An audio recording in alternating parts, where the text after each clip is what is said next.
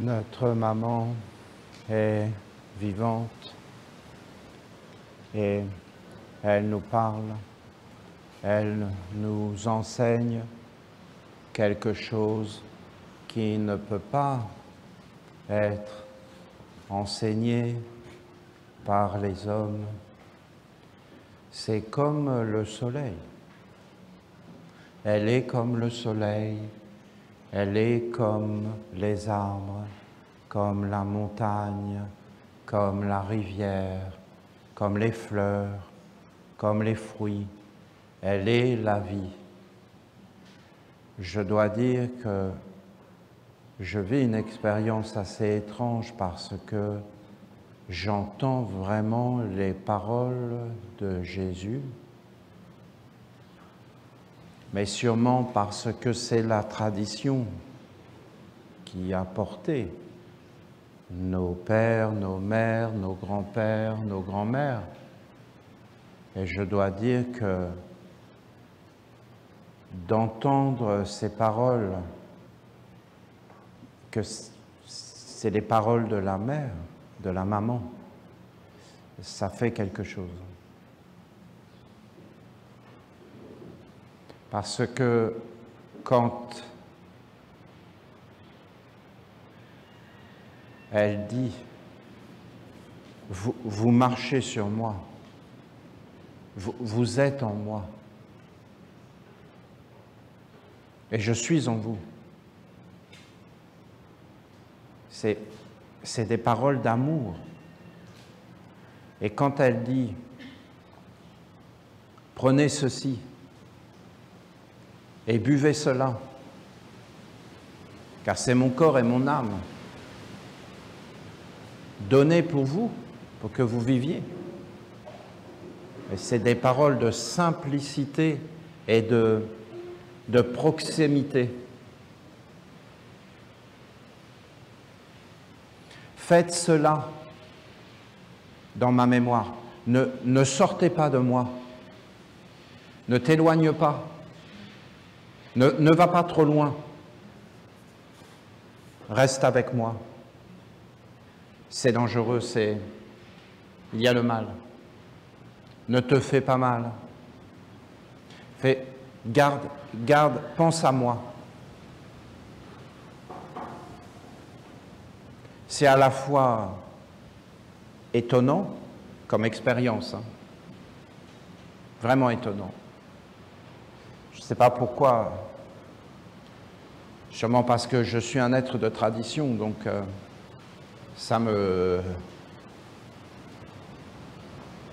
c'est vraiment étonnant de voir ça.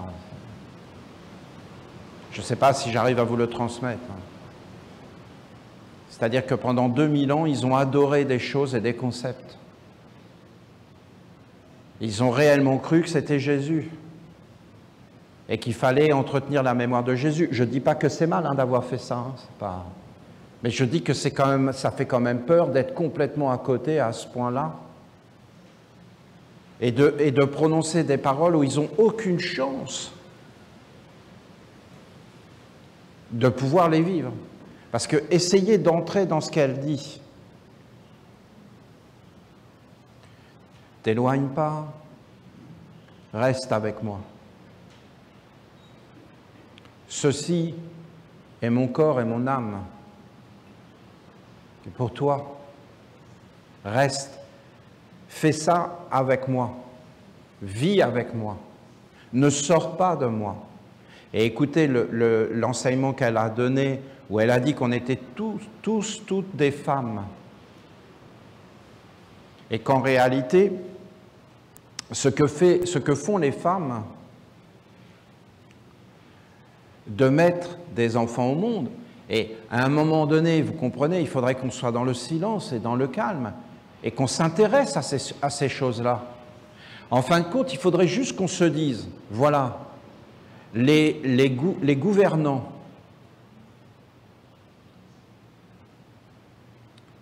ne vont jamais s'intéresser à ça. Mais quand je vous dis les gouvernants, mais même les grands chefs religieux, hein, le pape, ce que vous voulez, le grand mouchti ou ce que vous voulez, ils ne vont jamais s'intéresser à ça. Ils ne vont même pas s'éveiller. Ils sont dans leur monde, plus rien ne va les arrêter.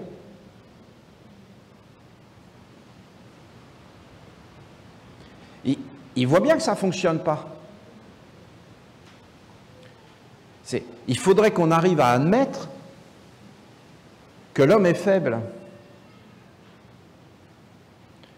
et qu'il ne peut pas faire les choses par lui-même.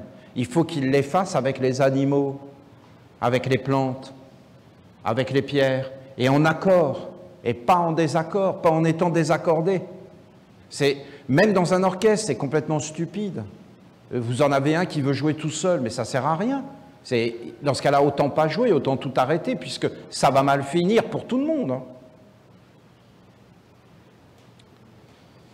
C'est effarant à voir. Je le savais, au fond de moi, tout ça, mais pas à ce point-là. Et de même voir que ma propre tradition était à côté tellement les égrégores sont puissants, je peux vous dire que ça met une claque. Parce que je vois bien que même le maître Peter de Nov, il ne voyait pas ça. Donc on peut être un fils de Dieu, un messager de Dieu, un être des hauteurs, mais ne pas toucher le réel. Et être quand même dans des brouillards, même si tu as une alliance avec les mondes supérieurs. Donc ça va loin, cette histoire-là. Et je vois réellement que Jésus, il avait les paroles de la mère. Et en cela, il faisait honneur à notre tradition essénienne. Prenez ceci et mangez. Je vous en parlais avant. Je vous disais que c'était les paroles de la mère. Je le savais, je l'avais compris. Mais je n'avais pas compris à ce point-là, non. Non. C'est une qualité de silence. C'est une qualité de vie. Et quand elle parle qu'on est toutes des femmes, dans le sens que on met au monde le monde, et qu'en fin de compte, on ne peut pas comprendre, personne ne peut comprendre une chose pareille. Il faut juste la regarder comme le soleil, il faut se laisser imprégner, il ne faut rien y mettre, et on verra la beauté apparaître. Et on verra tout l'enseignement apparaître. Et en réalité, il y a à l'intérieur de nous un placenta, et les humains ils n'ont pas compris, ils ne savent pas. Ils ne savent pas lire. Et ils pensent qu'ils savent lire dans des mondes abstraits. Mais savoir réellement lire, c'est savoir vivre. C'est comprendre les lois. C'est être avec les archanges. Et c'est réellement lire la vie. Et quand elle dit qu'il y a un placenta, c'est très ancien. Mais si on n'a pas la mère avec nous, on ne peut pas faire ces choses. Parce que c'est elle qui fait ça, ce n'est pas les humains. Ce n'est pas un homme qui va dire avec sa propre volonté, je vais faire cela, parce qu'il est déjà dans un processus de survie, d'usurpation. Il faut un lâcher-prise total. C'est pourquoi on parle d'un jardin du silence. Et c'est pourquoi notre mère dit, peut-être dans ce jardin, le voile de la mort va s'enlever. Parce qu'en fin de compte, le voile de la mort, c'est notre vie. C'est la vie humaine. Si tu enlèves la vie humaine, il n'y a pas la mort. C'est de vouloir vivre dans un corps d'homme et c'est de ne pas être né à la lumière, mais c'est d'être né juste aux ténèbres, c'est-à-dire le corps. Mais ce n'est pas négatif en soi. Et en fin de compte, le corps, c'est comme un placenta. Vous imaginez l'enfant dans le ventre de la maman totalement identifié au placenta? Ben, il n'est pas dans son être réel, il ne comprend rien à ce qui se passe. Et il se dit dans sa tête, je vais vivre sans arrêt dans le ventre de la maman. Donc il ne veut pas sortir. Et d'ailleurs, quand vous voyez les gens qui racontent qu'en réalité ils sont morts et qu'ils sont passés par un tunnel, ben, ils parlent quoi? Ils parlent bien du vagin et de tout ce passage. Et qu'il faut écarter et passer dans ce tunnel et qu'après ils arrivent à la pleine lumière. On parle de quoi? La naissance et la mort, c'est la même chose.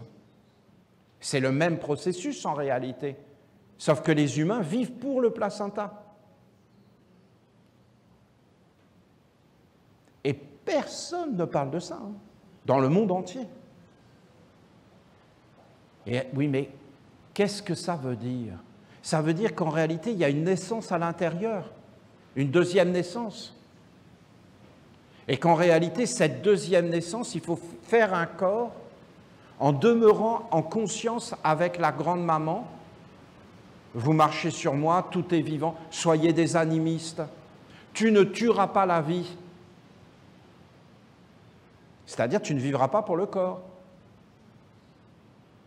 Mais tu vivras pour les mondes beaucoup plus grands. La douceur. Puisqu'en fin de compte, cet être intérieur est créé par toutes les perceptions, les impressions. Et qu'en fin de compte, il est comme nourri. Parce que c'est ça, elle va parler de la nutrition. Mais il est nourri. Et il vit à l'intérieur, oui, mais comment? Mais dans la simplicité, dans la bonté. Non mais, voilà, une des grandes étapes que nous, les humains, il faut que nous franchissions, c'est d'abandonner absolument toute confiance dans les gens qui nous gouvernent et qui ne sont pas des Esséniens. Faites ça et vous allez comprendre le saut du travail, le saut de la santé, le saut de la famille et le saut de l'argent, parce qu'eux, ils enlèvent la famille et ils disent « c'est nous la famille ».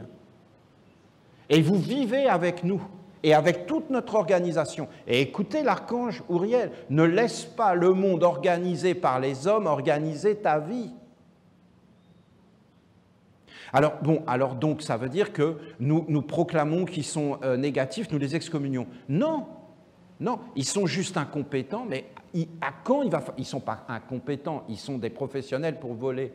Mais donc ils ont quand même des qualités. Parce que c'est quand même quelque chose, c'est quand même le sommet du monde des hommes. C'est-à-dire ils sont arrivés au sommet de l'éducation, de la culture, c'est-à-dire l'art du pillage. Et si vous les écoutez parler, vous allez entendre qu'ils le savent et qu'ils le disent tous. Tous, ils disent ça, ils le disent.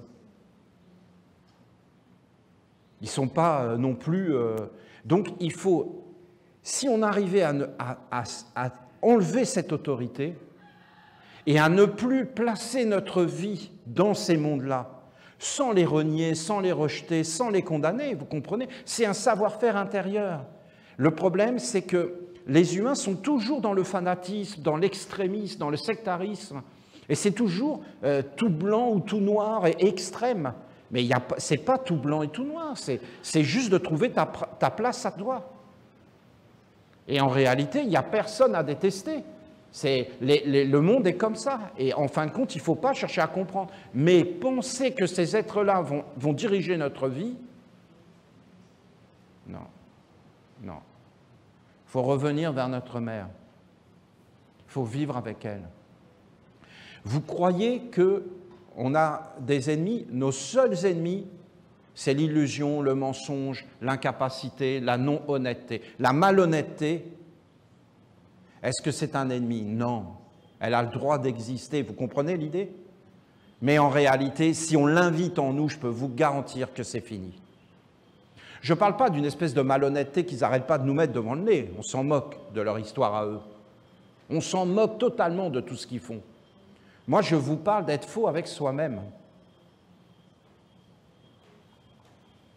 Et qu'en réalité, si on était vraiment clair et qu'on regardait vraiment les choses, mais les humains n'arrivent pas à se détacher.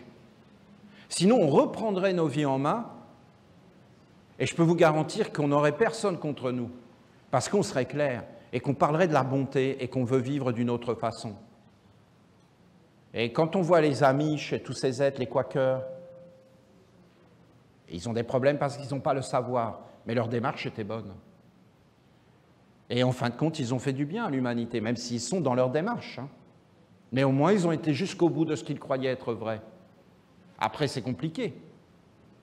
Mais vous avez des exemples. On n'est pas obligé d'être tous pareils. Et il n'y a pas de problème en réalité quand on est clair et vrai. Notre maman, c'est comme une bénédiction inouïe. Je ne dis pas que ce n'était pas une bénédiction, les archanges et toutes ces choses, parce que s'ils ne nous avaient pas guidés, nous n'aurions pas pu la rencontrer. Et que, comme tout bon constructeur, nous avons commencé par bâtir le toit. Et une fois que nous avions le toit, alors nous avons commencé à descendre vers les fondations. Et après, nous pourrons remonter avec une grande force. Mais si nous n'avions pas dégagé le ciel avant, c'était impossible de toucher, parce qu'on serait arrivé sans aucune préparation et on n'aurait même pas pu entendre. Vous, vis avec moi, oh, qu'est-ce que c'est beau. Ne sors pas de l'ordre, de la douceur, de la clarté, purifie-toi, purifie les choses. Tout est vivant. Porte-moi en toi, c'est moi. Je suis là, c'est moi. C'est moi qui suis là. C'est moi qui t'entoure. Tu ne peux pas vivre sans moi. Je te porte. Sois patient. Garde la paix. Ne te fais pas voler ton âme. Ne te salis pas. Ne te blesse pas. Ne t'abîme pas. Pose-toi. Regarde où tu mets les pieds. Regarde ce que tu manges. Regarde tes yeux. Fais attention à tout ce que je t'ai donné. Regardez toutes ces choses, et ça te parle comme un instinct. Arrêtez d'être des humains et rapprochez-vous des animaux, de trouver ce qui est juste à l'intérieur de vous, ce que vous savez de toute éternité, ce qui est universel. Et je veux vous parler sans intermédiaire. Je suis votre maman. Je suis partout. Pourquoi vous ne m'entendez plus? Écoutez tout ce qu'elle dit. Vous me mangez. Gardez-moi dans la mémoire, vivez avec moi, bénissez-moi, je suis partout, je suis en tout la sagesse. Percevez-moi, il n'y a rien en dehors de ma sagesse. Ne sortez pas des frontières de ma sagesse, de ma protection, de ma douceur. Ne vivez pas dans un monde de confusion, de guerre, de conflit, de peur. Ne laissez pas la peur vous envahir. Revenez vers moi dans mes bras. Ne sortez pas de moi. Laissez-moi vous guider.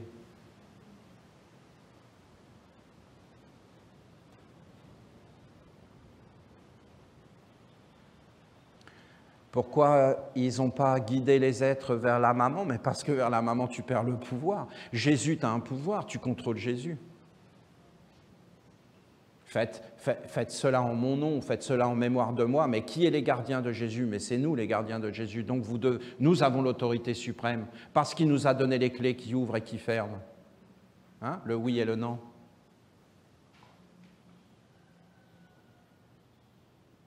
Et voilà, quand ce sera ouvert, nul ne pourra fermer. Quand ce sera fermé, nul ne pourra ouvrir. Oh. Ah ouais. Les clés de Saint-Pierre. Ah ben les ont mis bien en évidence, on a le pouvoir suprême. Parce qu'on a le pouvoir spirituel, donc si on vous ferme la porte, vous ne pourrez pas entrer. Vous vous rendez compte les pensées derrière? Alors que c'était juste de savoir dire oui et non.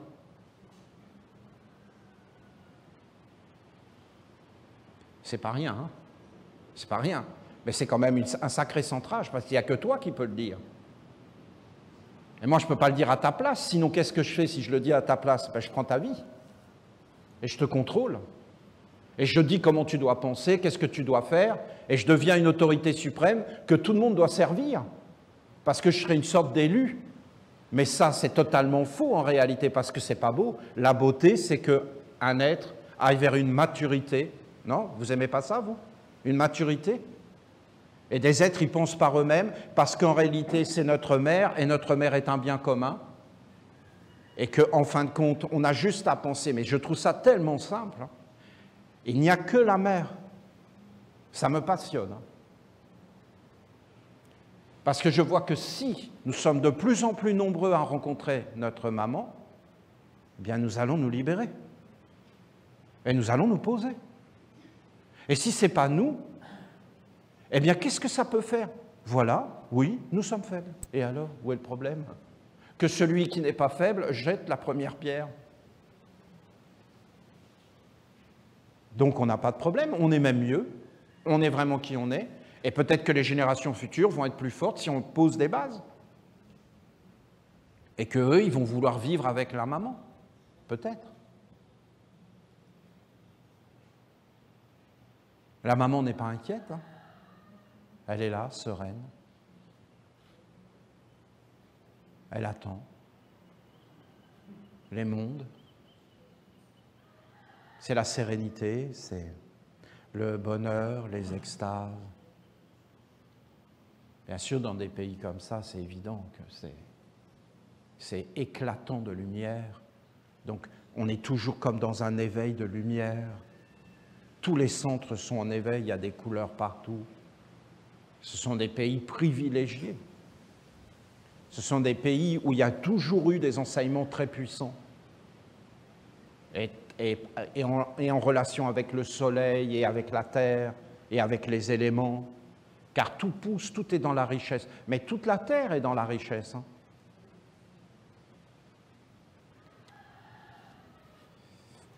Elle va parler de la nutrition, mais il faut voir qu'elle veut nous dire toujours la même chose en fin de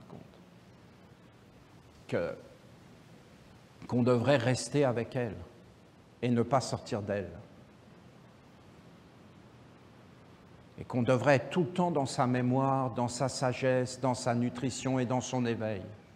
Et qu'on devrait devenir des parents et amener l'être des êtres, c'est-à-dire la communion, le ravissement, le bonheur, les choses, l'eau qui coule, la terre qui est stable, l'air qui est grand, le feu qui est clair. On ne devrait jamais sortir de ça, de ces mondes qui sont omniprésents. Et on devrait à l'intérieur vivre et mettre des sentiments, des pensées, des idées, mais pas trop en fin de compte, et vivre dans une communion, dans une relation avec le matin, avec le soir, avec les rythmes, avec de l'âme à l'intérieur, en fin de compte pour nourrir cet être qui est à l'intérieur et qui va grandir. Mais ce n'est pas quelque chose qui peut s'expliquer, ce n'est pas forcément quelque chose d'intellectuel, c'est comme manger des fruits, manger des mangues, que ça ne peut pas s'expliquer. Il y a là-dedans comme une communion, comme un ravissement, mais à la fin, tout peut devenir banal, tout peut devenir rien, sans consistance. Alors la vie n'a plus aucun intérêt. Il n'y a plus de saveur, il n'y a plus de couleur, il n'y a plus de compréhension, il n'y a plus d'élan, il n'y a que des conflits, que des choses, parce qu'en réalité, on n'est pas posé, on n'est pas dans la clarté, on ne fait pas passer la mère et bien sûr le père, avant toute chose. Nous ne pouvons pas sortir d'elle. Voilà ce qu'elle nous dit. C'est moi qui te nourris. C'est moi qui te fais respirer. C'est ça qu'elle dit. Et c'est une communion. Alors, est-ce que le christianisme a porté ses forces? Bien sûr. Le corps du Christ, la nutrition, la communion. La communion, on va communier, la première communion. Et le mot communion est très très beau. Très très beau. Et en réalité, la communion, c'est tout le temps. C'est avec l'air, on communie. Et on communie avec ce corps de notre maman qui devient une lumière, une sagesse, un amour, et on vit avec. Mais il ne faut pas être déconnecté. Il ne faut pas sortir. Il faut demeurer dans le réel. Et surtout pas entrer dans des illusions. C'est très vite, hein? Très très vite. Dans des choses fausses. Il faut rester centré sur le vivant à l'intérieur et ne jamais quitter. Donc c'est une candeur. C'est comme une innocence, c'est comme un bonheur, un ravissement, d'être avec le soleil, d'être avec l'eau, de rencontrer la rivière, de rencontrer le grand air, le grand ciel, les étoiles. Vous les avez vues, les étoiles? Le mystère, la grandeur, la communion, le partage. Voilà. La nutrition, la nourriture. Voilà, je vais vous dire son message, mais c'est caché. Hein. C'est beaucoup plus grand. C'est des indications. Pour moi, la nutrition et la nourriture sont fondamentaux, c'est ce que je viens de vous dire.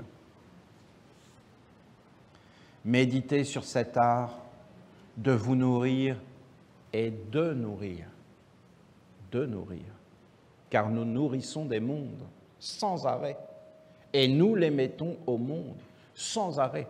Des égrégores, des mémoires, des génies. Nous devons lire, c'est-à-dire manger, et nous devons écrire, c'est-à-dire donner, se donner soi-même en nourriture.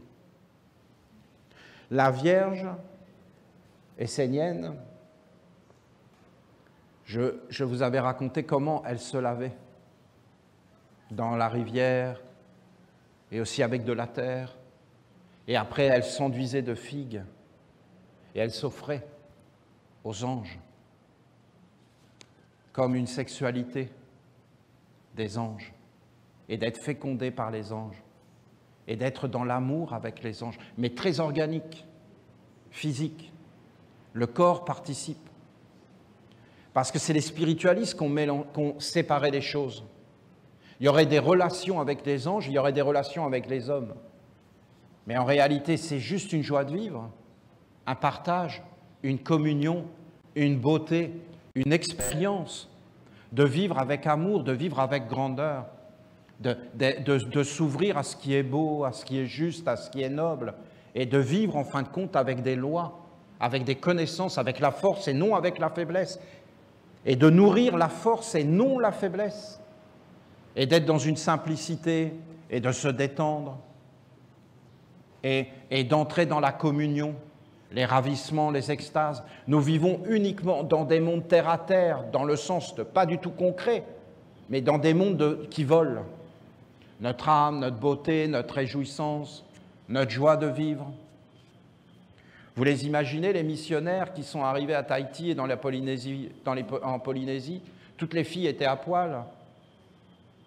Non mais ils étaient en train de devenir dingues, les mecs. Vous comprenez? On a tellement dit que c'est la position du missionnaire. Pourquoi on l'appelle du missionnaire, à votre avis? C'est parce que c'est ceux qui disent non, qui pratiquent plus. Et donc, en réalité, la nourriture à profusion, le paradis sur terre, ben, ils ont déraillé.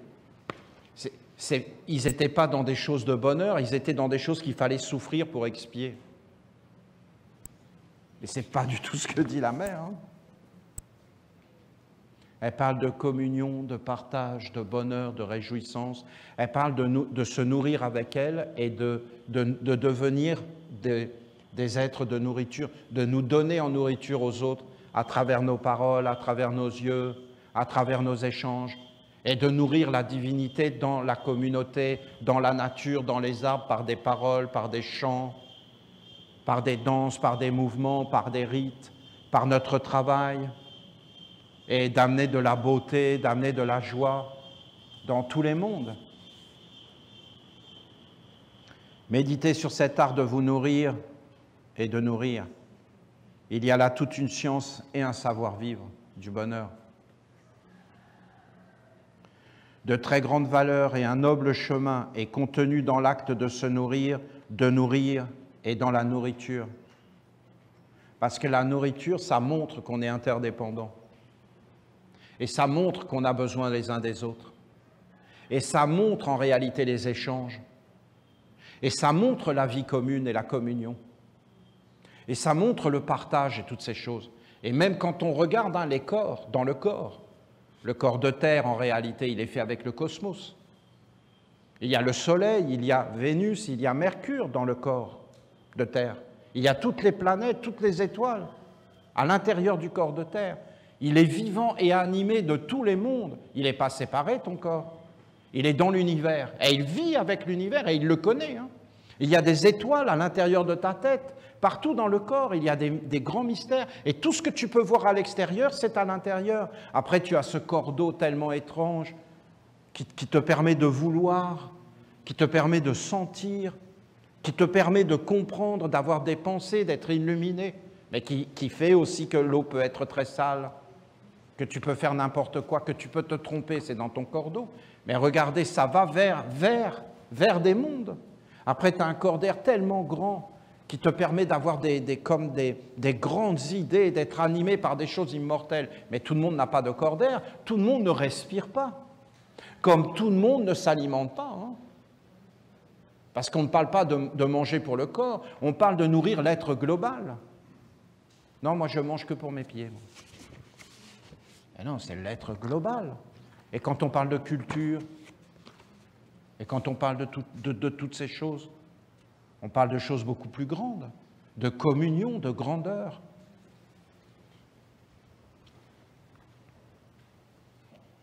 Je ne vous demande pas uniquement de considérer et de vous concentrer sur l'aspect physique de la nutrition, même si c'est très intéressant. C'est très intéressant. Tout est intéressant. Et l'aspect physique est très intéressant. Sur la santé et les fonctions du corps qui lui sont liées, mais aussi de prendre en compte l'économique, le magique, et aussi, il y a un aspect profondément religieux, c'est-à-dire de se relier. En vérité, hein, on se relie.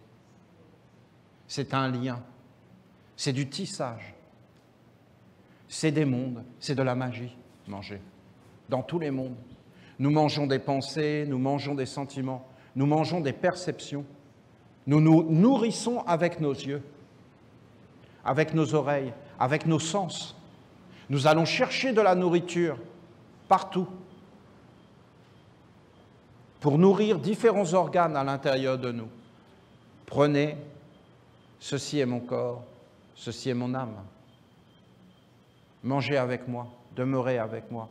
Mangez dans la mémoire de moi. Cultivez la mémoire de la grande sagesse. Ne sortez pas de moi, de la terre de lumière, de la terre de sagesse. La nourriture n'agit pas seulement dans le corps physique, mais elle a une action globale, car vous ne vous nourrissez que des forces en vous, mais également à l'extérieur de vous, et dans tous les mondes jusqu'à celui des dieux. La façon dont nous mangeons fait apparaître un monde à l'intérieur, mais fait apparaître un monde à l'extérieur. Votre volonté, vos sentiments, vos pensées, vos sens, votre intelligence, votre destinée, tous ces mondes ont besoin d'être alimentés. Et derrière, il y a des esprits, des génies, des égrégores, qui eux aussi veulent vivre et ont besoin de nourriture, de force, de financement.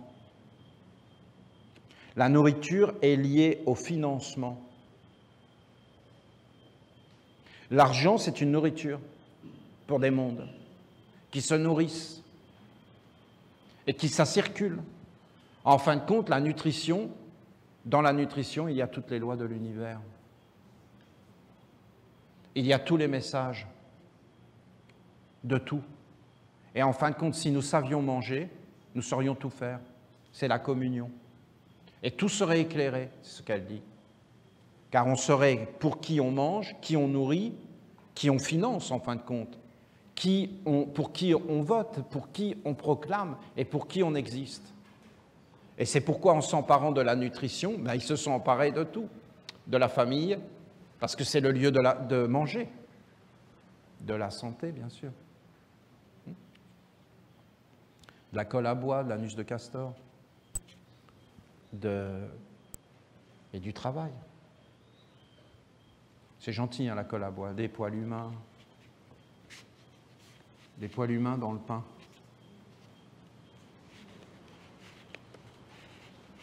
Si ça, c'est pas pour empoisonner,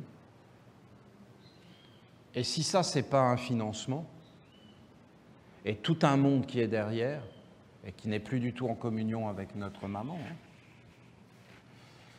je ne vais pas rentrer dans tout ça. Ce qu'elle dit, c'est que tu dois tellement être toi-même que tu dois refuser ce qui ne t'appartient pas. Non, mais on s'est tellement éloigné de cette perception. Et donc, quelqu'un va te proposer quelque chose, tu ne dois pas forcément dire oui. Parce que tu dois vivre dans ce que tu mérites, dans ce que tu as gagné. Pas dans ce que tu ne mérites pas. Parce que si tu obtiens ce que tu ne mérites pas, tu es dégradé. Donc en fin de compte, tu ne flatteras pas et tu ne te feras, pour obtenir des bienfaits. Vous entendez, Gabriel? Eh oui, mais tu ne te feras pas flatter parce que dans le fond, tu vas rentrer dans le démérite. Et je peux vous dire qu'aujourd'hui, l'humanité, elle vit plus à crédit que ce que l'on imagine. Parce qu'elle prend sans donner. Elle prend aux animaux, mais qu'est-ce qu'elle donne?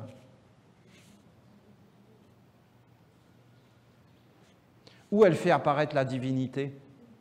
Où est-ce qu'elle nourrit les dieux? À qui ces choses appartiennent? À celui qui s'en empare? Les choses appartiennent à celui qui s'en empare. À qui appartiennent-elles? À qui appartient la terre? C'est des grandes questions, hein? Parce qu'après, on se nourrit de ces mondes-là. Et on est dedans, c'est ce qu'elle dit.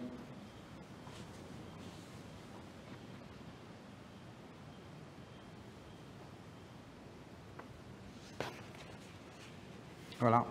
Votre volonté, vos sentiments, vos pensées, vos sens, votre intelligence, votre destinée, tous ces mondes ont besoin d'être alimentés. Et derrière, il y a des esprits, des génies, des égrégores, qui eux aussi veulent vivre, ont besoin de nourriture, de force, de financement.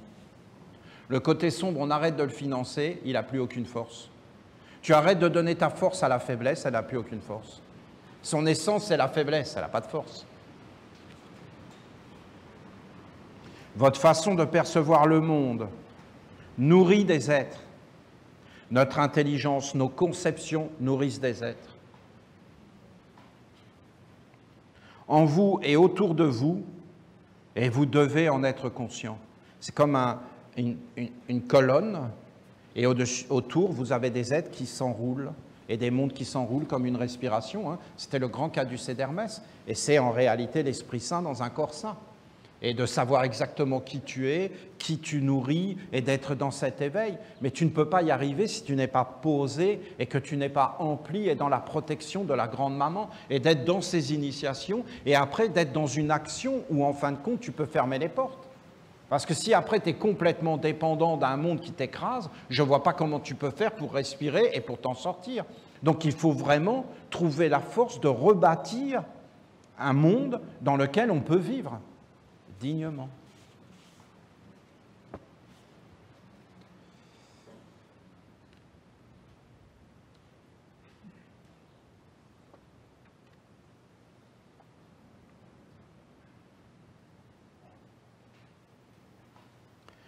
Votre façon de percevoir le monde nourrit des êtres.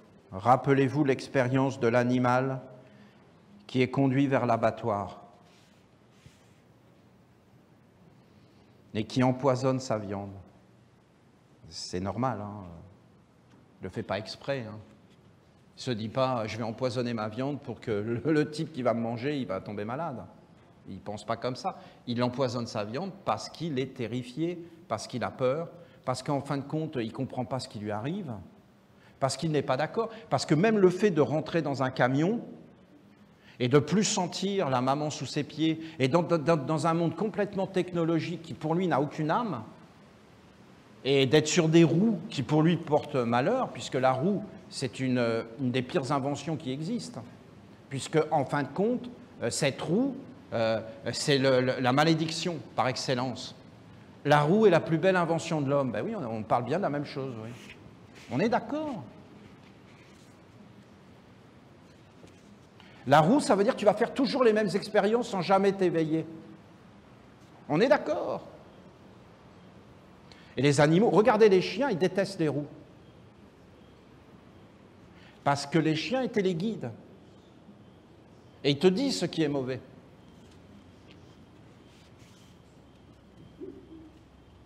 Et les chiens nous énervent quand ils courent après les roues. Mais eux, ils disent, mais pourquoi vous amenez les roues? C'est le mal.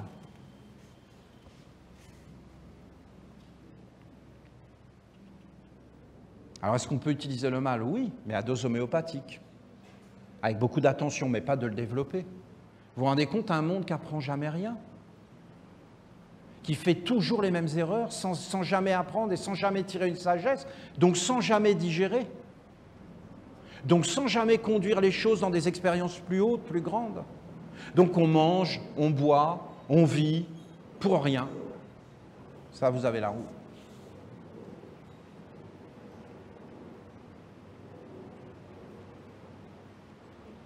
Votre façon de percevoir nourrit des mondes. Rappelez-vous l'expérience de l'animal, donc on se comprend. Hein. L'animal n'est pas méchant, c'est qu'il est perdu, il est malheureux, et eh bien, en fin de compte, il va générer des substances dans son corps de stress, de frayeur,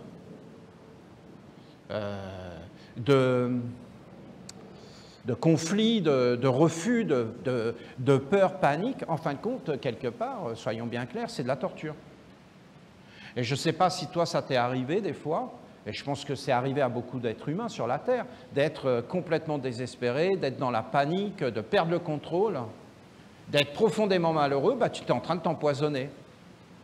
Et franchement, ça peut s'apparenter à de la torture. Hein. Parce que si tu vis ça naturellement, ok, mais si c'est provoqué par des situations, ben celui qui provoquerait ces situations, ce serait un tortionnaire. On pourrait, je pense, hein, qu'on pourrait tomber d'accord là-dessus. Mais bien sûr, on n'a pas le droit de regarder toutes ces choses. Hein, et on n'a pas le droit d'en parler. Parce que la torture est interdite, mais en réalité, elle est pratiquée en masse. Hein, je suis désolé. Mais que les êtres soient perdus, il n'y a pas de problème. Mais que nous voulions nous extraire de ce monde-là, je ne vois pas non plus où est le problème. Ah oui, mais vous n'avez pas le droit pour qui vous prenez. Donc vous auriez décidé de sortir des camps de concentration.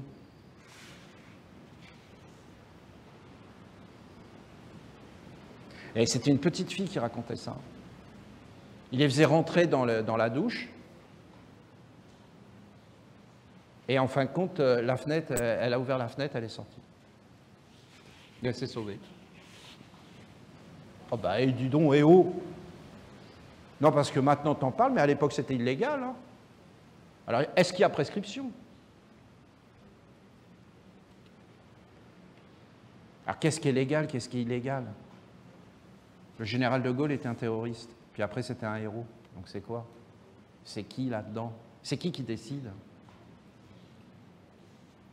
Alors, des humains voudraient passer par la fenêtre pour respirer, pour être libres.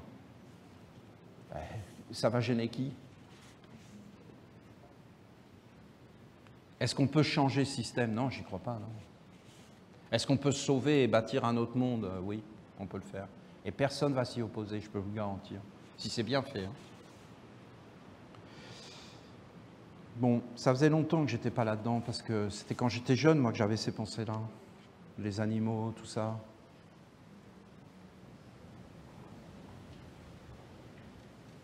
Moi, c'est loin maintenant.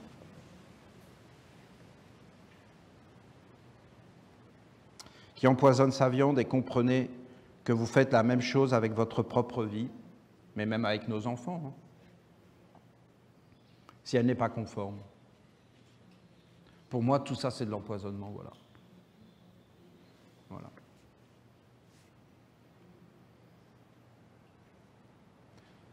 Est-ce qu'on peut être complètement perdu? Oui, je le conçois. Oui, il faut vraiment aller dans le jardin, là. Et on devrait tous y aller maintenant. Et respirer, et commencer à communier. Ce n'est pas une blague. Hein. Dans ce cas-là, arrête de respirer, tu vas voir ce qui va arriver. Et si on arrête de vivre avec notre maman, on est perdu. Donc ce que nous faisons ici est essentiel. Et ceux qui sont en ce moment même de l'autre côté, pour moi, c'est les êtres les plus héroïques de la Terre. J'ai juste à penser à eux, mon cœur s'ouvre, je suis en admiration, je les trouve hyper beaux, je ne peux pas vous dire tout ce que ça me fait à l'intérieur, hein. Ça me réjouit, je me dis voilà, il y a un chemin qui est en train de s'ouvrir. Parce que c'est ça d'éveiller notre conscience. On n'est pas obligé d'être capable, on prend conscience. Personne n'a dit que c'était facile de s'éveiller, hein. D'ailleurs, c'est pour ça qu'ils ne s'éveillent pas, hein, votre avis. C'est qu'ils ne veulent pas voir la réalité. Parce que s'ils la voient, ils vont être obligés d'être complètement désillusionnés. Je peux vous garantir que l'illusion, c'est un truc qui est hyper puissant dans la vie. Et il y a des êtres, ils savent les choses, ils préfèrent ne pas les regarder, parce qu'en réalité, leur vie leur convient. Et qu'ils ne veulent pas en changer parce qu'ils ne savent pas comment faire. Ben bien, c'est évident, tout a été fait pour qu'on soit faible. C'est une question d'éducation, hein.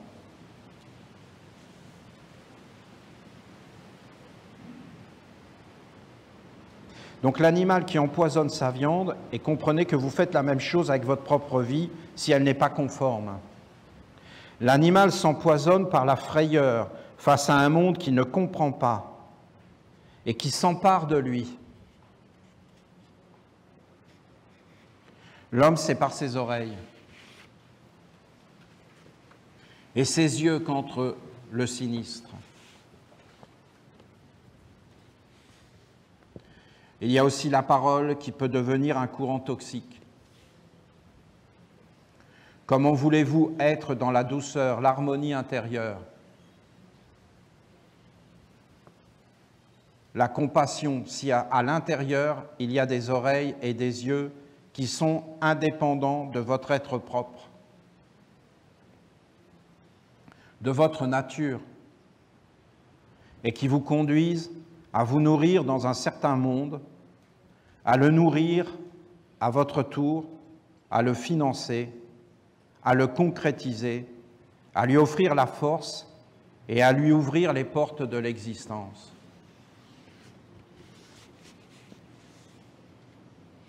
C'est un peu la continuité de ce qu'elle nous expliquait hier. Il faudrait qu'on soit, vous voyez, comme dans un silence. Il faudrait qu'on reçoive des paroles comme une force, mais sans jugement, sans... Éveillez-vous dans le concret, c'est-à-dire moi, la maman. Trouvez votre force et fermez la porte de la faiblesse. Donc c'est intime. C'est quelque chose qu'on doit vouloir, ce n'est pas une obligation. On le fait ou on ne le fait pas. Il faut que ça soit dans le bonheur et dans la douceur. On ne doit pas sortir de nos frontières. Douceur, bonheur, paix, harmonie, félicité, extase, joie de vivre, qualité de vie. Une qualité de vie. Vous avez des êtres, dans n'importe quelle situation, ils s'en sortent. Ils cultivent leur melon à Cavaillon, leur citron à Menton, leur rose à Damas, quoique la rose à Damas, en ce moment, ce n'est pas à la mode. Oui. Parce que les bombes, ça ne fait pas pousser les fleurs. C'est bête, hein, ils n'ont pas encore inventé. Oui, il est bien d'adopter une philosophie et de vivre avec. Mais ce qui n'est pas correct, c'est de philosopher avec la philosophie. Ça, je vous le laisse, hein, parce que... C'est pas correct. De philosopher avec la philosophie, c'est pas correct. Mais d'avoir une philosophie de vie, les citrons de Menton, c'est une très grande philosophie de vie, parce qu'il t'est amoureux. Donc quand tu es amoureux dans la vie même d'un citron, t'en fais toute une histoire. Et tu vis en harmonie. Et dans le bonheur.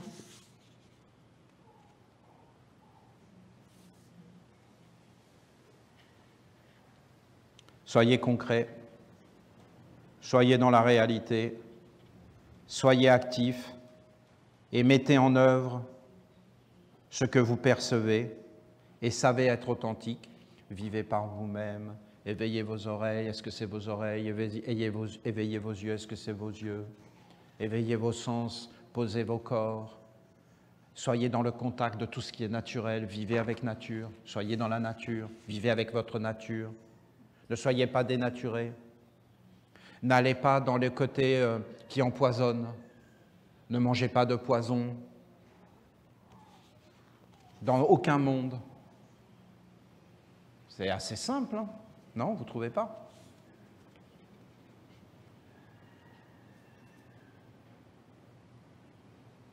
Soyez concrets, soyez dans la réalité. Ne vous contentez pas des apparences. Mais soyez entier dans ce que vous faites, global. Toujours global. Toujours un, et cherchant l'unité, l'union, la communion, le partage, la simplicité, les choses vraies, dans tous les mondes. Ce qui est vrai dans le monde physique est vrai dans tous les mondes.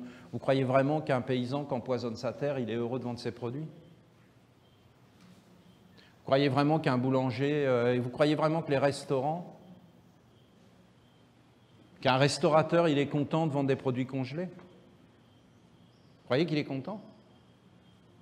Vous croyez qu'il est heureux? Mais il fait comment? Expliquez-moi, parce qu'il a ses charges à payer, parce que c'est ça le problème. Hein. C'est rien d'autre. Hein. Et qu'à la fin, c'est plus possible. Et donc, c'est obligé de prendre des produits comme ça. Et ça dégrade tout le monde.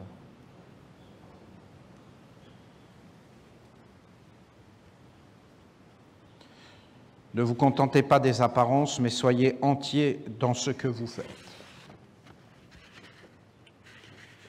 Si vous mangez, si vous parlez, ou percevez, alors soyez entiers et éveillez-vous dans tous les aspects. Comprenez concrètement ce que vous vivez et mettez en œuvre. Si vous mettez votre vie, si vous mettez votre main dans le feu, vous vous brûlez. Et cela doit vous servir de leçon et vous permettre de vous éveiller. Si Jésus vient et met sa main dans le feu et ne se brûle pas, on doit simplement dire « ce mec-là est pas net ». C'est de la sorcellerie. Il veut nous enfumer. Vous comprenez? Parce que la norme, c'est si tu mets ta main dans le feu, tu te brûles. Et ça, c'est juste. Parce que ça te parle de sagesse et de bien commun. Et s'il y en a un qui trouve un moyen de mettre sa main dans le feu et de ne pas se brûler, ça peut être une soirée où on va rigoler. Et on va lui dire « recommence, ah c'est marrant, comment tu fais ?» Parce qu'il y a un truc, hein, je vous le dis. De n'importe quelle façon, il y a un truc. Et quand il y a un truc, c'est pas net. Mais pour s'amuser. C'est comme de marcher sur l'eau. Non, mais ils ont fondé tout leur enseignement là-dessus. Vous vous brûlez et cela doit vous servir de leçon et vous permettre de vous éveiller. Vous pouvez appeler l'archange du feu, mais celui-ci n'ira pas contre cette loi, car vous devez vivre avec la loi et non contre la loi. Ce qui est assez étonnant d'ailleurs, c'est que... Non mais c'est grave, hein, ils sont graves. Hein. C'est que quand Jésus est tenté par le diable, il lui dit « saute ». Pour épater la galerie. Fais-nous rigoler, marche sur l'eau, multiplie le pain. Fais-nous rigoler. Sois le bouffon de service. Et il dit non. Tu vivras avec la loi. Et tu respecteras la loi. Et tu ne tenteras pas le Seigneur ton Dieu. Elle est belle celle-là. La faiblesse vient devant la force et lui il dit à la faiblesse, c'est toi qui es au service. Et pas moi qui vais amuser la galerie. Et les chrétiens, au lieu d'écouter ce qu'il a dit là, ils ont pris justement le contraire, qui changeait l'eau en vin, ça a intéressé les Français, c'est sûr. C'est sûr qu'une religion où tu changes l'eau en vin, tu vas avoir du succès en France, en Italie. Ben oui, vous vous rendez compte? Il ne manque plus qu'ils marquent des buts à chaque coup. Et là, ça y est. Avec Jésus, je marque. C'est fini. Le problème, c'est qu'il y a deux camps. S'ils sont tous chrétiens, ils vont comment faire? Comment ils vont faire?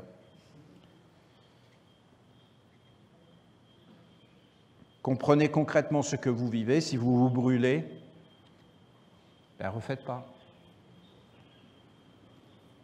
Et vivez sans faire mal, conformément aux lois, de l'amour, de la sagesse, de la douceur, de la paix.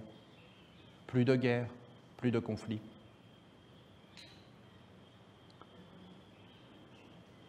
La loi est bonne et vous devez la connaître et l'appliquer. La loi de l'amour, elle est bonne. L'ange de l'amour est grand. Voilà. Je suis faible devant l'ange de l'amour, bravo. Laissons-nous guider, pas après pas, sans jugement. Et soutenons-nous les uns les autres, le soutien mutuel.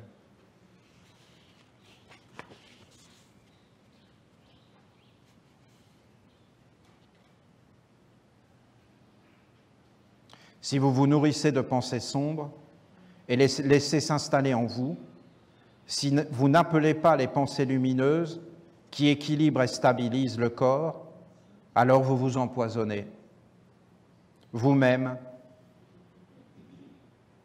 et en même temps vous financez les mondes qui affaiblissent la lumière dans le monde. Vous pouvez, à côté de cela, avoir tissé des alliances avec les mondes supérieurs. Il n'empêche que tant que vous ne changez pas, en vous cette alimentation malsaine, il restera une part de faiblesse. L'archange Michael ne vous en voudra pas de mettre votre main dans le feu. Ben non, c'est sûr que non. Ça sent un peu le cochon grillé, mais bon, c'est pas plus que ça. Mais il ne pourra pas vous aider et vous empêcher d'en subir les conséquences désastreuses. Ben, si ça te fait plaisir de mettre ta main dans le feu, si vraiment t'aimes ça, c'est surprenant comme bonheur, mais bon, il faut tout pour faire un monde, ben mets-la, voilà. Oui, est-ce que tu m'aimes, Archange Michael? Oui, oui, tu es un fils de Dieu, tu es un Essénien, tu es tout ce que tu veux. Si tu voulais écouter mon conseil, ben, mets pas ta main dans le feu. Maintenant, voilà, fais ce que tu veux. Pourquoi fais ce que tu veux? Mais parce que moi, je suis ailleurs. Par contre, la maman, elle... Non. Non, mets pas la main, non, mets pas la main dans le feu. Avec la maman, c'est marrant. Avec l'archange Michael, c'est pas marrant. Non, je vais mettre ma main dans le feu. Non, s'il te plaît, mets pas ta main dans le feu. Qu'est-ce que je l'ai fait à Gisèle, tout ça. Et là, c'est marrant. Vous voyez? Parce que t'inquiètes ta maman, ça te rassure. Parce que tu vois qu'il y a quelqu'un qui t'aime. Mais avec l'archange, ça ne marche pas. Voilà ce qu'elle dit.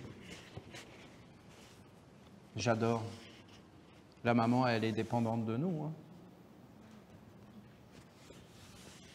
Les animaux sont dépendants de nous. Les plantes sont dépendantes de nous, un peu moins, mais quand même de plus en plus. Hein. On rentre dans leur domaine. Les pierres aussi, on est capable de raser des montagnes, hein, maintenant. C'est pas nouveau, hein, ça a déjà existé. Il y a eu une ancienne humanité qui a fait ça sur la Terre. Ils ont rasé les montagnes. Ils avaient une technologie que même nous, on n'est pas encore au point. Ils étaient capables d'attaquer des planètes. Ça existait sur la Terre. Ils ont fait des dégâts tout autour. Hein. Vous avez encore des choses qui existent. On trouve encore des traces. En plein océan Atlantique, vous avez une faille qui a été faite par des armes.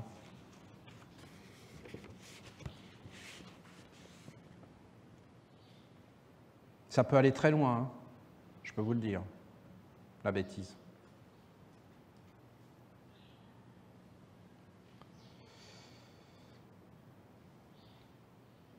L'archange, voilà, ne vous en voudra pas de mettre votre main dans le feu, mais il ne pourra pas vous aider, vous empêcher d'en subir les conséquences désastreuses.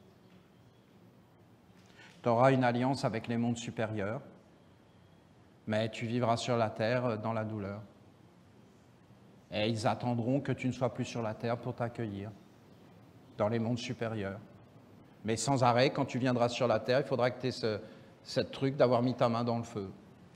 C'est terrible cette histoire de mettre sa main dans le feu, parce qu'en réalité, on n'est pas obligé de le faire. Hein. Et quand vous regardez dans la vie, on n'est pas obligé de souffrir. Hein. Et bien souvent, c'est comme un être à l'intérieur de nous, c'est ce qu'elle dit, hein, qui nous emmène toujours dans les mêmes régions.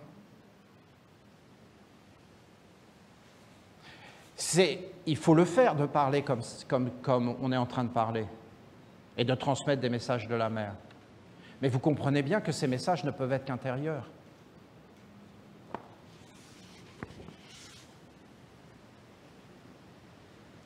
Il y a une part qui vous revient et vous devez en être conscient.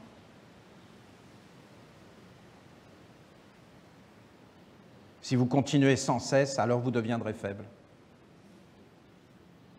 La nutrition pourra vous éclairer et vous montrer ce qui vous appartient et comment vous pouvez devenir fort et prendre votre vie en main. La nutrition, la respiration, la pensée. C'est la même chose dans des mondes de plus en plus subtils. L'archange Michael peut vous apporter sa bénédiction, mais il ne peut pas ni manger, ni vivre à votre place, ni vous forcer à l'honorer et à le financer. Pour toute activité bonne ou mauvaise, il y a des conditions qu'il faut remplir.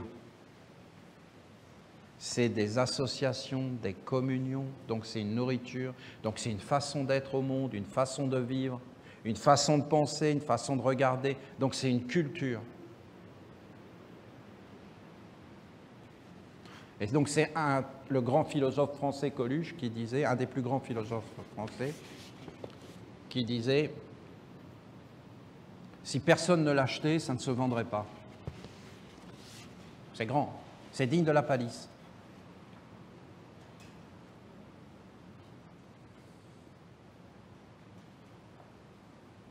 C'est imparable.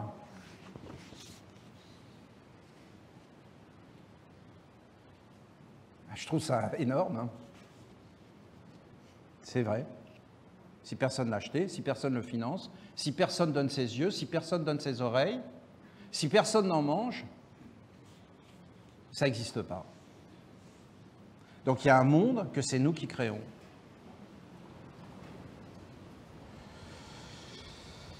Bien sûr, se nourrir est important, cela fait partie de la discipline et d'un art de vivre positif. Il faut bien se nourrir dans tous les mondes, dans le physique, mais également dans le domaine de la volonté, du cœur, des pensées, de la conscience, des perceptions magiques et des alliances avec les mondes supérieurs. En cela, soyez réalistes. Apprenez à percevoir d'une façon juste et ne mettez pas en œuvre ce qui ne vous semble pas juste.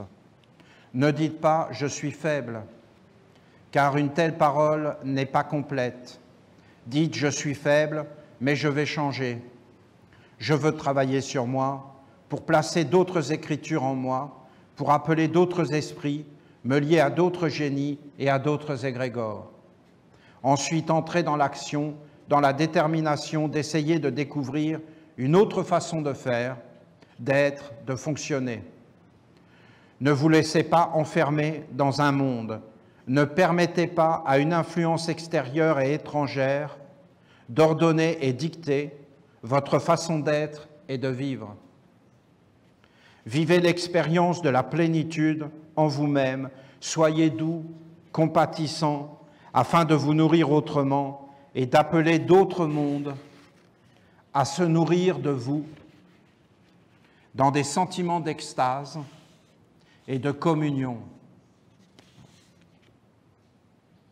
Le ravissement, la joie de vivre, c'est indispensable. Le bonheur, la plénitude, ce n'est pas économiquement viable, vous voyez? Mais c'est fondamental. La sérénité, la paix, la douceur, c'est de la nourriture. Vous entendez? C'est pas facile hein, à transmettre. Et quand elle parle de l'animal, en fin de compte, elle parle de nous. Et si vous voyez une vache dans un champ, ça peut être quelque chose. Hein. Et si elle est allongée,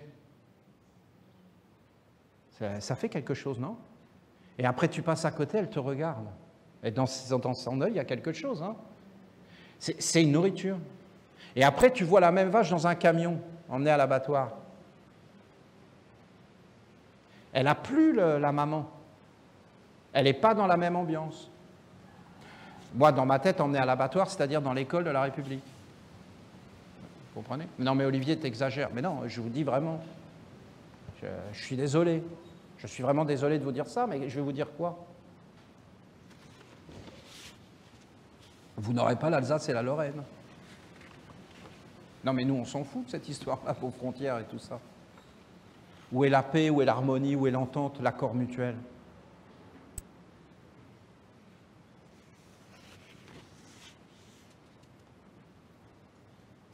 Mais c'est plus que ça ce qu'elle dit, je n'arrive pas à dire ces paroles. C'est tellement doux, c'est tellement évident quand elle parle, c'est tellement clair, ça emplit tout.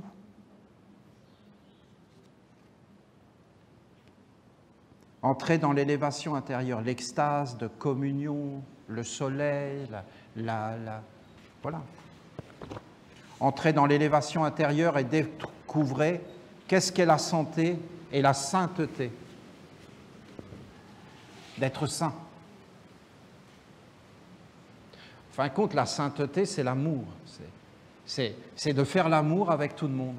Voilà, vous avez ma vision de la sainteté. Je sais que je vais avoir des problèmes avec le Vatican, hein, mais moi, c'est ma vision. Tu es là, tu fais l'amour avec les arbres, donc faire l'amour avec tout le monde, c'est qu'ils baissent leurs pantalons. Donc voilà, on est loin. Moi, je ne vous parle pas de ça. Hein. Je vous parle des yeux, je vous parle d'être dans la communion, je vous parle d'être dans l'extase, d'être dans le ravissement, de sentir les forces, de respirer, d'être dans la lumière. Pour moi, cette communion est essentielle car votre vie quotidienne est une nutrition, une communion de joie, de bonheur, de félicité. Et je voudrais que vous en preniez conscience afin de vous nourrir et de vivre différemment. Donc de nourrir les anges.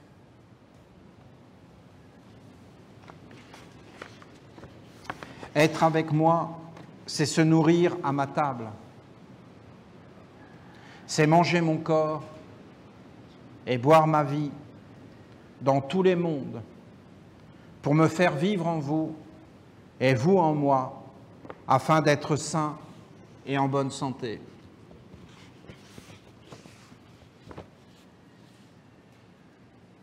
Ça nous rappelle des choses, hein.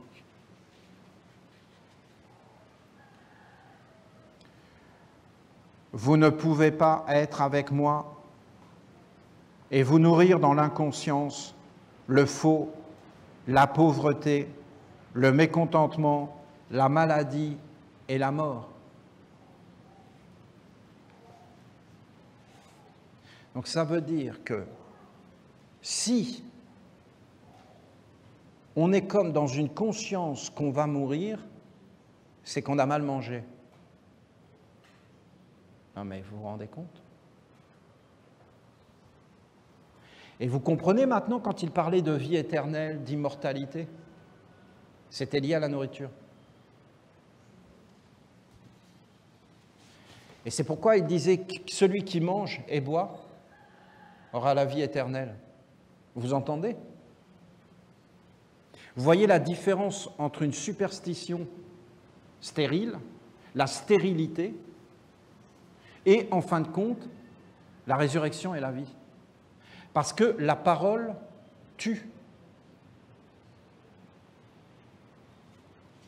Et l'esprit vivifie. La vie, le réel, la maman. Aucun homme ne peut être réel sans sa maman. Et son papa, bien sûr, on est d'accord, ses parents. Je vous parle de la maman, moi, parce que, dans le fond, nul ne va au Père sans passer par moi.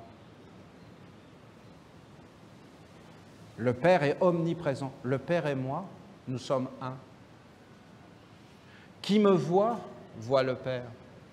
Qui voit ma montagne, qui voit ma rivière, qui voit la nature, qui voit la sagesse, voit la grandeur, la splendeur, et commence à ne se nourrir de moi, sans sortir de moi, et mange à ma table, et vit dans ma maison,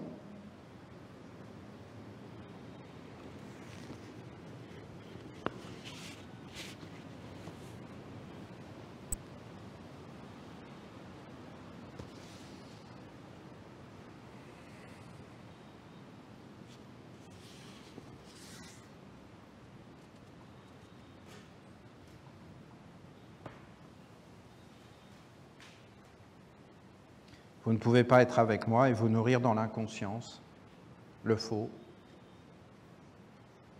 la pauvreté,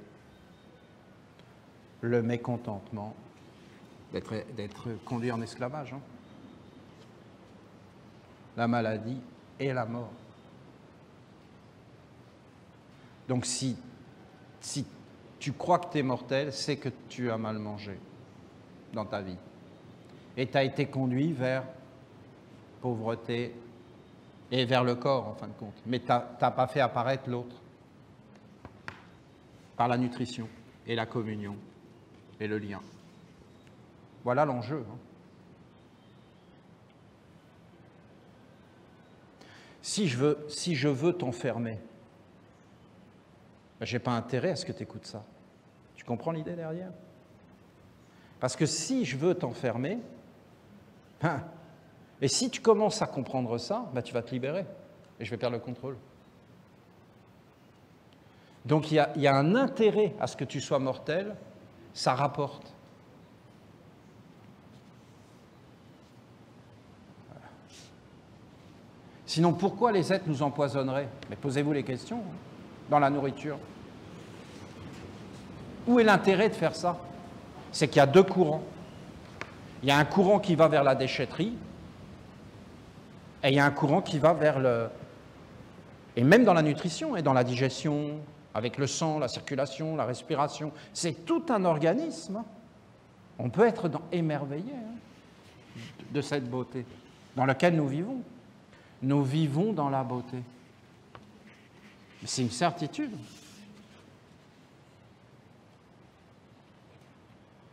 J'adore ce qu'elle dit. Être avec moi, c'est se nourrir à ma table.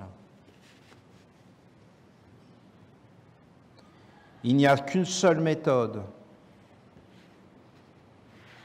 Soit vous vivez avec moi et vous mangez à ma table, soit vous vivez sans moi et vous vous empoisonnez. Voilà.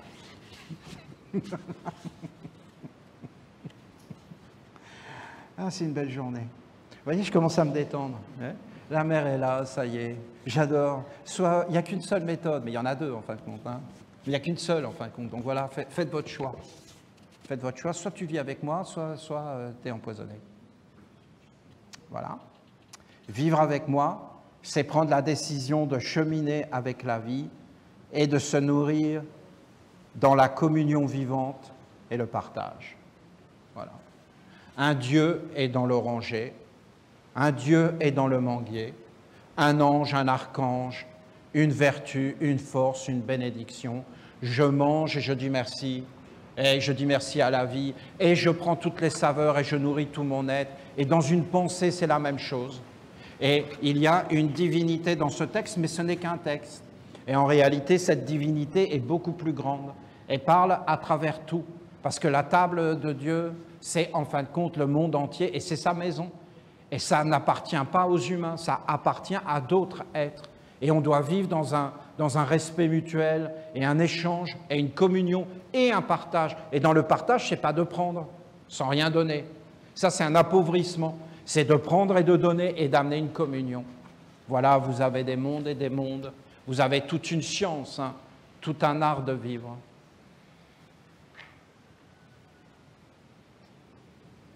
C'est quelque chose. Hein. C'est quelque chose, je vous le dis. Hein. Moi, ça me fait un sacré effet. Hein. C'est vraiment étrange d'atteindre un but,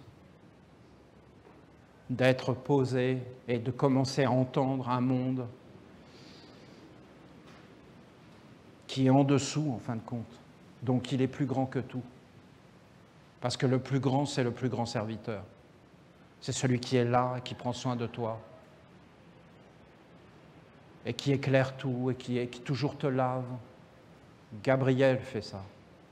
Gabriel, c'est une splendeur. Il est un peu sévère, hein, Gabriel. Il est très strict. Hein. Il aime la discipline. Moi, je ne peux pas vraiment vous parler de ça. Parce que quand je me présente devant eux, c'est toujours la joie, je ne sais pas comment vous dire, c'est pas très strict pour moi, vous voyez. Je vais rentrer avec mes chaussures, oh, c'est pas grave, Olivier.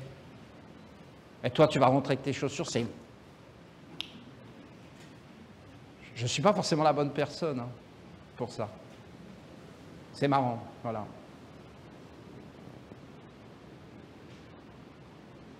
Je vous ai parlé au-delà des mots. Hein. C'est au-delà des mots. Là, c'est pauvre. C'est pauvre. Ça a été transmis par un homme, c'est pauvre. Mais derrière, c'est grand. Ça chante. C'est la féerie. C'est la beauté, la splendeur. C'est grandiose. Nous sommes dans le grandiose. Le soleil, le palmier, qu'est-ce qu'il est beau. Là, on va planter des ylang-ylang. C'est l'abondance.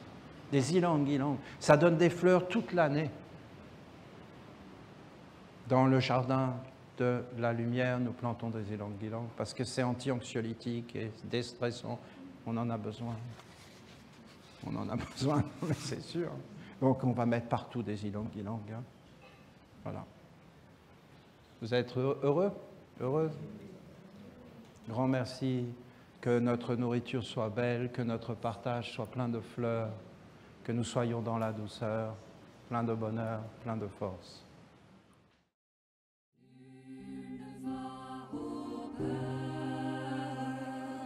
Sans passer par moi,